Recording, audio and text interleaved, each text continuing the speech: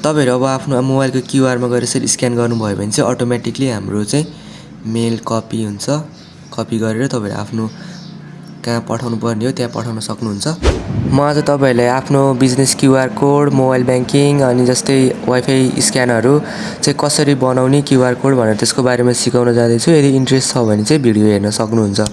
फर्स्टमा चाहिँ तपाईहरु आफ्नो इनडिजाइनलाई ओपन गर्नु होला, त्यसपछि अब्जेक्टिभ अनि जेनेरेट क्यूआर कोडमा क्लिक गर्नु होला।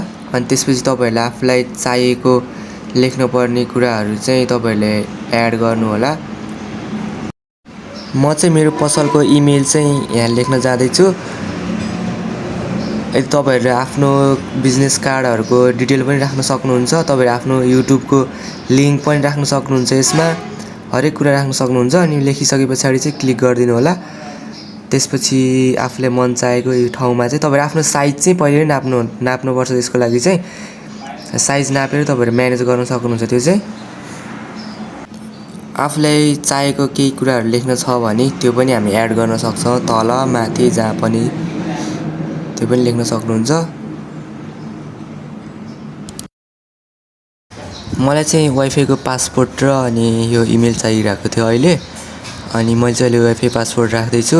सबै बनाइ भइसके पछाडी चाहिँ जेपीजी मा सेभ गरेर तपाईहरु आफ्नो फोटोसपमा हालेर डिजाइन गर्न सक्नुहुन्छ।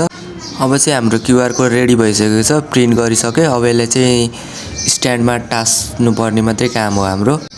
मैले चाहिँ काटेर रेडी गरिसके। अब यसलाई चाहिँ स्ट्यान्डमा टास्छु।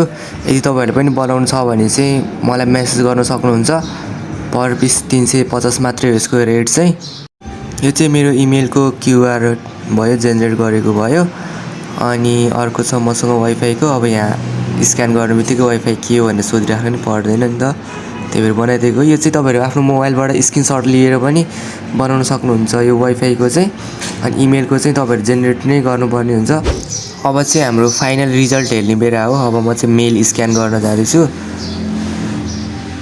मेल चाहिँ स्क्यान भइसकेको छ। मेल चाहिँ आइसक्यो। अब हामीले चाहिँ यसलाई कपी गरेर अब आफुलाई पठाउनु पर्ने ठाउँमा चाहिँ हामीले पठाउन सकिन्छ।